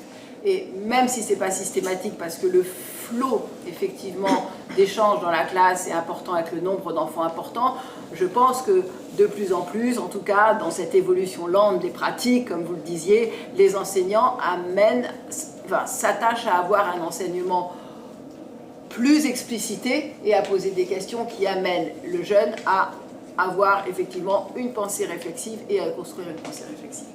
D'accord, c'est effectivement assez clair, assez complet. Par rapport à justement cet enjeu d'inclure les parents, je pensais notamment à la station Pas à Pas, Justine Thénault, si vous voulez réagir. Je crois que c'est un des clés de voûte de votre action, si je ne me trompe pas. Oui, déjà je voudrais remercier Madame Imocrane de mettre au cœur du débat le sujet de l'alliance éducative, qui me semble absolument capital, parce que bon, là, le sujet de notre table ronde, c'est de réfléchir à l'organisation cohérente des espaces-temps. Et en fait, il n'y a pas d'organisation, je vais être plus fort, il n'y a pas d'organisation cohérente s'il n'y a pas de relation de confiance. Et alors oui, il faut qu'on écoute les parents, mais encore faut-il que les parents se sentent prêts à parler. Et ça me semble aussi quelque chose d'éminemment complexe, surtout quand on est sur des populations qui peuvent se sentir extrêmement fragilisées, qui peuvent se sentir, qui ne comprennent pas notre système scolaire, qui ne comprennent pas le royaume de l'acronyme, qui n'ont eux-mêmes pas vécu leur passé scolaire en France, et qui ne... Voilà. Donc nous, on va beaucoup travailler justement sur cette relation de confiance, et on va créer des conditions pour que les familles se sentent accueillies, aussi bien dans les écoles maternelles, dans les accueils de loisirs maternels, dans les crèches, dans les relais d'assistantes maternelles, pour que cette parole puisse se libérer. Et ce qu'on observe très concrètement chez Pas à Pas l'enfant, c'est qu'une des conditions pour que la relation de confiance se crée, c'est aussi que les éducateurs, animateurs, animatrices d'accueil de loisirs, professionnels des crèches, les ATSEM, qui sont des professionnels extrêmement importants, vous en avez parlé, se sentent légitimes pour entrer en relation avec les familles. Et ça, c'est quelque chose qui nécessite un accompagnement, ce qu'on apporte nous. Voilà, ça me semble absolument capital de se dire qu'on a besoin d'investir sur la relation de confiance entre les acteurs. C'est quelque chose qui n'est pas évident parce que nous, dans les structures dans lesquelles on intervient, ce dont on se rend compte, c'est qu'on peut avoir des éducateurs qui sont très orientés vers les enfants et qui paradoxalement ne se sentent pas légitimes, valorisés à leur place quand il s'agit de rentrer en discussion avec les familles. Pour autant, c'est indispensable. D'accord. Et est-ce que vous avez peut-être un exemple d'action qui peut être déployé? Je sais qu'on avait un peu parlé avant. Oui. Je trouve ça intéressant de pouvoir contextualiser et incarner un peu les dispositifs. Je vais vous raconter une histoire comme Julien Netter, du coup. Avec plaisir, avec plaisir. Voilà, peut-être pour vous faire vivre ça, peut-être vous faire vivre ce que vivent nos bénéficiaires et ce qui me permettra d'arriver aux ingrédients finalement de la création de la relation de confiance, ce qu'on fait depuis 10 ans en ayant accompagné près de 15 000 familles dans les quartiers prioritaires. Donc voilà, je vais vous projeter, en fait il n'est pas du tout 11h du matin, là en fait il est 17h25. On est dans un accueil de loisirs, l'accueil de loisirs maternel du 11e arrondissement de la Folie-Rignaud. Et voilà, et dans cet accueil de loisirs, aujourd'hui il y a 40 enfants de maternelle qui ont été accueillis, dont le petit Lohan qui est mignon mais extrêmement turbulent. Et puis il y avait des animateurs d'accueil de loisirs, des animatrices, dont Samia, qui à 17h25 là, a très très mal au ventre parce que ce soir, que se passe-t-il dans son accueil de loisirs? Il va y avoir un atelier parents-enfants qui va être organisé avec une association Pas à Pas l'enfant. Alors cet atelier parents-enfants, il a été préparé il y a 15 jours avec une session de formation auquel elle a participé parce qu'elle va faire un parcours avec cette association sur 7 mois sur pourquoi c'est si important de raconter des histoires aux enfants plutôt que de les mettre dans les écrans, puisque c'est un des sujets de préoccupation de notre association. Et donc il y a 15 jours, elle a participé à cette formation avec sa collègue Rose. Alors Rose, elle est formidable parce qu'elle raconte toujours des histoires aux enfants, elle est extrêmement forte, et elle, Samia, ne le fait pas, ou très très peu, parce qu'elle a un rapport avec les livres qui est difficile, parce que Samia, enfant, n'était pas une bonne élève. Donc elle aimerait bien raconter plus d'histoires aux enfants, elle ne le fait pas, c'est notamment pour ça qu'elle a choisi de participer à ce parcours. Et ce qu'elle n'avait pas très bien compris, Samia, c'est qu'avec cette association, non seulement on suit un parcours de formation, mais en plus on co-anime des ateliers enfants, mais aussi avec les parents. Et donc il est 17h25. Et dans 5 minutes, les premiers parents vont arriver pour participer à cet atelier parents-enfants autour de la thématique des histoires. Et le vrai drame pour Samia, c'est qu'elle va devoir lire une histoire aux parents et aux enfants. Et il faut savoir que Samia, elle s'est entraînée toute la semaine avec sa collègue Rose pendant ses pauses déjeuner pour lire cette histoire. Voilà, les premiers parents arrivent. L'intervenante qui l'a formée il y a 15 jours, Pauline, est là aussi. Et la maman de Lohan, justement, est là. Donc elle lui demande si elle va rester. Et oui, la maman reste parce que Lohan lui a vraiment demandé de rester. Alors Samia, elle ne connaît pas très bien, parce qu'elle ne connaît pas très bien les parents en réalité dans l'accueil de loisirs. Mais elle va rester. Voilà, tous les parents sont arrivés. Donc on a Pauline, l'intervenante de l'association, Rose et Samia qui sont là. Les parents sont assis en cercle avec leurs enfants sur les genoux. Rose démarre par l'atelier en lisant une première histoire et puis Samia va continuer. Alors Samia, vous imaginez, hein, ça tape fort dans son cœur. Elle va buter sur quelques mots, mais finalement, les parents et les enfants vont l'applaudir. Les enfants vont quitter l'atelier et puis il va y avoir un temps entre parents pour réfléchir à qu'est-ce qui s'est passé dans ce temps d'histoire, pourquoi finalement c'était si agréable d'écouter une histoire avec son enfant. Et puis Pauline va compléter en disant que finalement ces histoires-là, ces tout petits enfants, c'est formidable parce qu'ils découvrent des nouveaux mots de vocabulaire, ils développent leur imagination, leur concentration. Et vous voyez où je veux venir, c'est hyper important pour bientôt les apprentissages de la lecture. Voilà, à la fin de l'atelier, Samia va proposer à la maman de Lohan de repartir avec un livre de la bibliothèque tournante qui est organisée dans le cadre de ce projet. La maman de Lohan va dire oui, et va même confier à Samia que depuis plusieurs mois, elle ne raconte plus d'histoire à son fils parce qu'elle est fatiguée. Parce que la vie est ce qu'elle est et qu'elle ne prend plus le temps le soir de raconter des histoires à son enfant. Mais que ce soir, elle a cette parole très forte, elle va dire à Samia, vous m'avez donné du courage.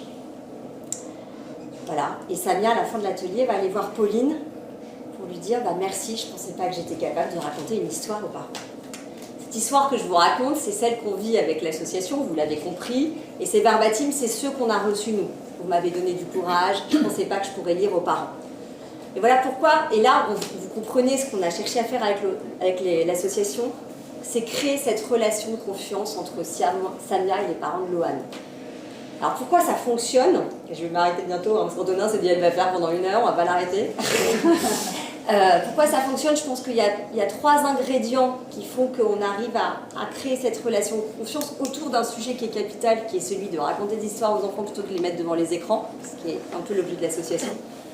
Le premier, c'est qu'on assume les contraintes, c'est-à-dire qu'on se déplace dans les structures, on organise les ateliers parents-enfants. Au moment où les parents sont dans les structures, on ne commence pas à créer un truc en plus parce qu'on n'arrive pas à digérer des choses en plus dans nos vies. La deuxième chose qui est très importante, et je le disais en introduction, c'est le fait qu'on assume le fait que les éducateurs, il y a besoin d'accompagner la création de cette relation de confiance, qui est un catalyseur. Et puis le troisième ingrédient, et ça sera mon dernier point, c'est qu'on parle d'activités. Donc on a des ateliers sur les histoires et le jeu. On parle des activités qui sont à la portée de chaque personne. Tout le monde peut raconter des histoires, même si on ne sait pas lire, on peut raconter des histoires. Et on fait aussi des ateliers sur le jeu pour la préparation aux mathématiques. Je sais qu'il y aura un intervenant de grande qualité sur ce thème. Et tout le monde peut jouer, même si on n'a pas d'argent, on peut jouer. Et on va sur des activités. Si on dit à quelqu'un, c'est précieux de raconter une histoire à un enfant, de jouer avec lui, pas besoin d'avoir un bac plus 18 en sciences de l'éducation, on comprend ce qu'il faut faire. Et pour autant, c'est extrêmement puissant. Donc voilà, donc la richesse est dans la simplicité de la réponse. Donc voilà ma réponse sur ce sujet. Désolée, elle était un peu longue. Non, au contraire, c'est très intéressant parce que c'est assez concret et ça fait écho à plusieurs choses. Déjà, notamment, Florence Mocrane nous parlait d'écouter les parents. Là, on est vraiment dans cette démarche-là, d'arriver à laisser de la place aux parents, de comprendre un peu justement comment est-ce qu'ils vivent ces choses-là, de les rassurer, de les conforter dans leur rôle de parent, à montrer que pas besoin d'avoir un bac plus 18 pour avoir un rôle vraiment important et jouer une partition dans le projet éducatif des enfants. Ce qui m'a aussi interpellé dans votre intervention, c'est l'accompagnement de l'animateur. C'est-à-dire que, et c'est un peu, je crois, tout l'objet de la notion d'alliance éducative, il y a les parents, il y a l'école, la coéducation, mais il y a aussi beaucoup d'autres intervenants, c'est notamment les travaux de Julien Netter qui mettent en avant l'importance du péril extrascolaire dans la culture de l'école et dans justement l'acquisition de certains savoirs, de savoir-faire, de lecture, de grille de lecture et de compréhension pour réussir à l'école derrière. les animateurs péri-extrascolaires ont également un rôle là-dedans. Et donc, Louise Fénelon, je voulais revenir vers vous. Comment est-ce qu'on arrive à construire une alliance éducative qui soit fonctionnelle? Comment est-ce qu'on arrive à mettre tous les acteurs autour de la table? Je sais que c'est notamment quelque chose que vous avez pu voir à différents niveaux, donc vous retrouvez très intéressant sur le sujet. Donc, bonjour à toutes et à tous. Donc, merci pour cette question, parce que depuis tout à l'heure, je suis frustrée. On parle d'enseignants, on parle de parents, mais effectivement, il y a toute la sphère éducative autre qui est extrêmement important et qui joue un rôle essentiel. On a parlé d'alliance éducative, nous on parle de continuité éducative, de complémentarité éducative et d'alliance éducative effectivement.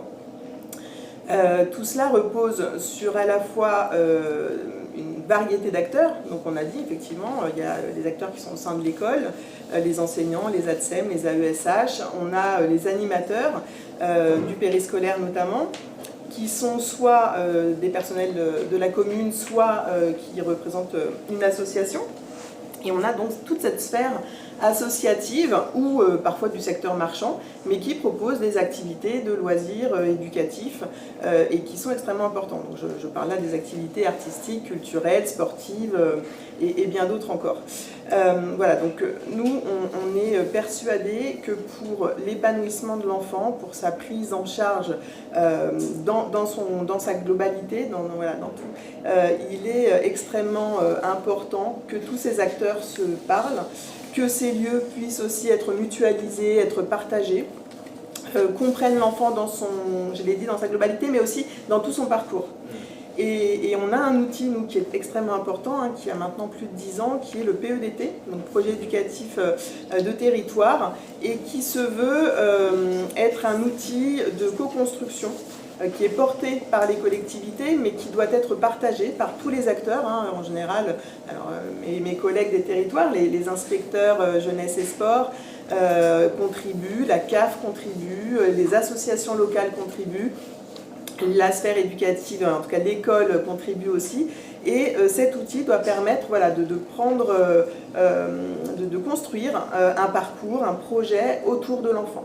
Et l'intérêt, c'est bien que ce ne soit pas l'école au cœur de la réflexion, mais que ce soit l'enfant, et donc non pas l'élève, mais l'enfant, là encore, je réinsiste sur ce mot, pour essayer d'être un peu moins scolarocentré, mais voilà, d'avoir une prise en charge globale de cet enfant. Ce qui nous paraît essentiel, c'est qu'aujourd'hui, un enfant peut être effectivement un mauvais élève, ou en tout cas un élève qui n'est pas bien, qui ne s'épanouit pas dans le système scolaire, et qui peut être un autre dans un autre environnement. Il est un autre quand il est à la maison, mais là encore, il peut être un peu stigmatisé, c'est le plus turbulent de la fratrie, ou c'est celui qui aide le moins, voilà. Et dans la sphère périscolaire, et encore plus extrascolaire, et notamment dans les colonies de vacances, on efface un peu, on n'est plus un enfant de ce quartier-là, on n'est plus un enfant de cette école-là, on n'est plus un mauvais élève, on n'est plus le troisième de la fratrie qui nous enquiquine. On peut être un autre, et c'est extrêmement important pour la construction de l'enfant de pouvoir avoir des lieux d'épanouissement, de construction avec des critères qui sont différents des critères de l'école. Complètement.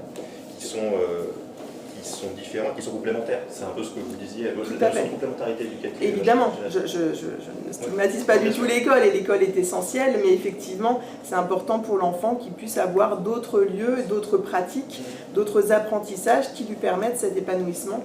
Mais M. Netter l'a très bien dit, c'est effectivement le fait qu'on apprend à l'école, on apprend en dehors de l'école, et c'est souvent dans ces environnements-là, quand en plus il y a peut-être des familles qui n'ont pas pleinement conscience, ou qui n'en ont pas le temps, qui sont fatiguées.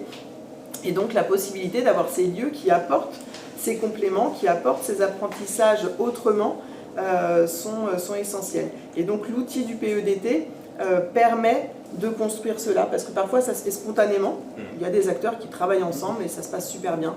Et puis il y en a d'autres, il faut qu'on les force un peu à le faire, et donc cette contractualisation est parfois extrêmement importante, parce que c'est beaucoup plus compliqué.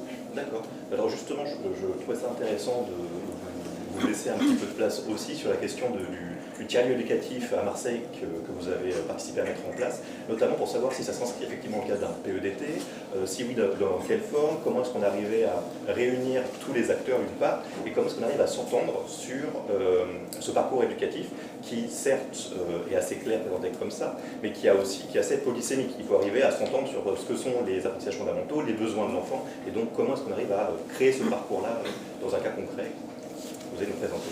Alors, le tiers-lieu éducatif qui est à Marseille a été pensé un petit peu comme un instrument pour répondre à des enjeux, notamment un enjeu qui était demandé par les services départementaux de l'éducation nationale d'innover dans les pratiques pédagogiques, mais également un autre enjeu qui était demandé par la ville de Marseille, c'était de participer à l'amélioration de l'offre péri- et extrascolaire.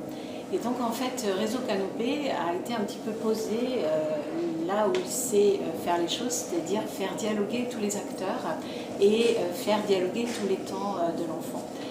Et en fait, le tiers-lieu, donc pour vous le resituer un petit peu, c'est Réseau Canopé à Marseille est installé à côté de la gare Saint-Charles dans un grand hôtel, un ancien grand hôtel marseillais.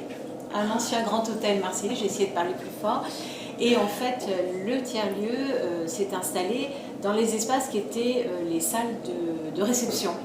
Donc les salles de restauration, les salles de bal. Donc vous imaginez un espace qui fait à peu près 1000 m² avec vraiment des très très hauts plafonds, des verrières, donc quelque chose de très patrimonial. Et en fait, Netflix a voulu tourner au sein de cet établissement et donc a fait une série qui s'appelle Transatlantique. Et au moment où on a vu comment ils avaient aménagé cet espace, on s'est dit mais cet espace pourrait devenir un atelier d'innovation mêlant le côté patrimonial et le côté très très moderne, notamment des espaces de coworking, du mobilier très, très contemporain et surtout très modulable et très flexible. Et donc en fait, on a dans le cadre donc, de Marseille en Grande, Réseau Canopé a donc posé un projet en fait qui se voulait être un projet de rencontre, en fait, de créer un espace de rencontre de tous les acteurs au travers bien sûr de facilitation, d'intelligence collective et de co-design. Et donc on a déposé ça en 2022, le projet a été retenu. Et donc en fait le concept de tiers-lieu éducatif est arrivé après, c'est-à-dire il est arrivé tout en construisant en fait ce projet qui se voulait en fait autour de propositions de formation de l'ensemble de ces acteurs, également des espaces très modulables qui étaient nécessaires et également de pouvoir poser une expérimentation sur une année tout en aménageant le lieu et tout en concevant le concept. Et donc en fait, c'est comme ça qu'est né et qu'a été pensé le tiers-lieu éducatif. Et ce tiers-lieu éducatif, c'est pas vraiment un tiers-lieu comme un tiers-lieu associatif. C'est vraiment un tiers-lieu qui est dédié à l'ensemble des écoles marseillaises, donc qui est dédié au premier degré, maternelle et primaire. Il y a 470 écoles sur Marseille. Et c'est un projet en fait qui a été créé à la dimension d'un projet qui est plus grand, qui s'appelle le projet Les Temps de l'Enfant, qui est porté par les services déconcentrés des départementaux de l'éducation nationale. Et donc en fait c'est un accord partenarial entre 4 partenaires sur 5 ans qui a été construit dans le cadre du plan Relance France Relance 2030. Et en fait ces 4 partenaires travaillent ensemble et surtout c'est un espace où on a commencé à construire de la confiance et aussi construire du dialogue entre tous ces acteurs. Juste une question qui me vient, je crois savoir qu'il y a un enjeu assez fort d'enclavement territorial à Marseille. Est-ce que vous arrivez à avoir toutes les écoles? Est-ce que vous arrivez, parce qu'on parle effectivement du temps de l'enfant et de l'accompagnement de l'enfant sur le temps long et des enfants de manière générale, mais il y a aussi des inégalités dans ces accès, dans ces disponibilités, dans le réflexe de fréquenter des lieux comme ça quand même aussi. Est-ce que vous arrivez à accrocher tout le monde et notamment peut-être les enfants qui en auraient le plus besoin? Alors, l'idée du tiers-lieu, c'est bien de faire venir donc les enseignants, tout le monde de l'éducation nationale, tout le monde de l'animation extra et périscolaire, donc tous les animateurs, les ATSEM, les AESH, mais aussi de faire venir les parents et de faire aussi venir les enfants. Alors aujourd'hui, Réseau Canopé propose surtout de la formation de l'ensemble de ces acteurs, vraiment dans la mixité, c'est-à-dire on essaye de faire venir tout le monde, tous ces acteurs de l'éducation sur des projets communs. Et donc on construit des projets communs et on essaye de construire en travaillant sur des sujets irritants. C'est-à-dire qu'en fait on va essayer de créer du débat, du conflit. Et on va essayer à partir de là, à partir de ces irritants, de travailler ensemble, mais c'est inscrit sur du temps long. Et donc en fait on forme, on accompagne, on crée et on autonomise aussi au travers bien sûr de création de ressources que l'on peut mettre à disposition. Et donc aujourd'hui, sur les 470 écoles, Réseau Canopé, avec bien sûr les services de l'éducation nationale et avec aussi le service d'animation de la ville, a accompagné la moitié des écoles marseillaises sur la mise en œuvre de PEDT, c'est-à-dire de projets éducatifs de territoire. Et donc ces PEDT sont accompagnés et financés. Pour l'instant, on n'en est qu'à la moitié, mais on est aussi qu'à la moitié du projet, c'est-à-dire à la moitié de l'expérimentation.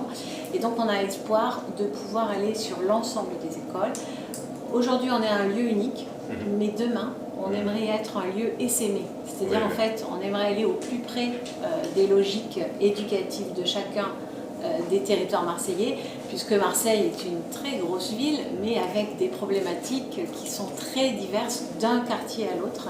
Et donc, avec, comme vous le parliez, comme vous le présentiez tout à l'heure, des quartiers riches, et puis des quartiers où il y a énormément de précarité et où il y a énormément de communautarisme. Et donc, on voudrait aller vraiment au plus près des problématiques rencontrées au niveau à la fois du terrain de l'animation, mais également au niveau du terrain de l'éducation nationale. D'accord. Très intéressant, et justement ça me pose un peu une question. Vous parliez de formation continue, c'était un sujet, la formation continue des acteurs de l'éducation, alors des enseignants évidemment, mais aussi des animateurs. Est-ce qu'on arrive à laisser de la place à la recherche dans ces alliances éducatives, justement pour faire évoluer les pratiques? On sait que c'est extrêmement compliqué, il y a beaucoup d'attendus qui pèsent sur les enfants, on l'a dit, mais aussi sur les enseignants, avec des programmes qui changent à respecter, des animateurs qui ont aussi des cadres pas faciles à respecter, des protocoles parfois à suivre, mais qui ne sont pas toujours explicites non plus sur les attentes et ce que ça peut apporter aux enfants. Est-ce qu'on arrive d'une part à réunir tous les acteurs pour faire des formations ensemble sur les enjeux communs qu'on a pour accompagner les enfants, et est-ce qu'on arrive à, malgré tout, faire de la place à la recherche pour ça, pour ce concert? Là, vous abordez la question du pilotage. Hein. Oui. La question du pilotage de ce sujet-là. Peut-être avant, moi je voudrais... Alors oui, on laisse la place à la recherche, parce que la recherche nous dit, je dirais, le cap à atteindre, une forme d'idéal finalement dans ce que doit être cette prise en compte finalement et en prise en charge du parcours éducatif de ce jeune, de cette... Alors maintenant je dis ce jeune, comme ça fait élève, enfant à la fois, parce que c'est vrai que j'ai beaucoup de mal aussi dans cette dichotomie et dans cette séparation des termes, parce qu'à l'école un enfant est élève, mais il est aussi enfant, enfin je veux dire, voilà. Par contre, à l'extérieur, effectivement, il n'est pas élève, ça c'est sûr.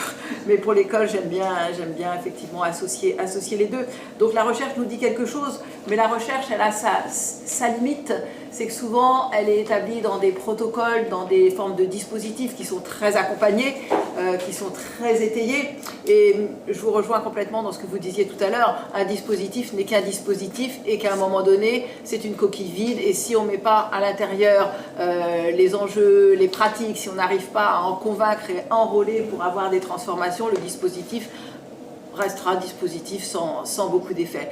Et donc ce qui est important dans la recherche, c'est effectivement de voir comment effectivement cette recherche peut être inspirante pour permettre effectivement ensuite localement, parce que finalement la tâche est immense et on pourrait se décourager, et il ne faut pas se décourager. Et que la recherche, elle n'est pas partout, elle ne peut pas être dans tous les tiers-lieux, dans toutes les classes, dans toutes les écoles, avec un chercheur, avec un staff de 3 ou 4 doctorants qui sont là. Donc à un moment donné, c'est comment je vise quelque chose et comment à ma petite échelle j'arrive à m'emparer effectivement de ce que dit la recherche pour la transposer dans un contexte, peut-être avec moins de personnes, avec ce que j'ai, et comment je vise petit pas par petit pas, oui, pas à pas finalement, de faire grandir nos gestes professionnels. Et je voudrais juste aussi, pour rebondir sur tout ce qui a été dit, on voit bien que dans dans tous les propos, on a la notion d'intercatégoriel qui arrive. Et cette notion, elle dit quelque chose d'essentiel. Elle dit que la réussite de l'enfant ne dépend pas effectivement d'une seule catégorie de professionnels, mais de plusieurs catégories de professionnels. Et je pense que y a vraiment, alors là, du côté de l'école, vraiment là je me place du côté de l'école, j'ai été une grande défenseuse du travail dans le cadre des PEDT, avec les partenaires, parce qu'on devrait aller vraiment très très loin dans cette démarche-là, qui est même celle, moi j'étais à l'époque, quand les premiers PEDT se sont mis en route, c'était au moment des rythmes scolaires, hein, donc c'est les premières, c'est payant et c'est 4 jours et demi. Voilà, et j'étais à l'époque directrice d'école et puis après conseillère de Dazen, et donc je travaillais avec la ville d'Angers à ce moment-là, et j'avais initié le fait, et dans l'équipe d'école dans laquelle je travaillais, d'aller jusqu'à comment finalement on donne une évaluation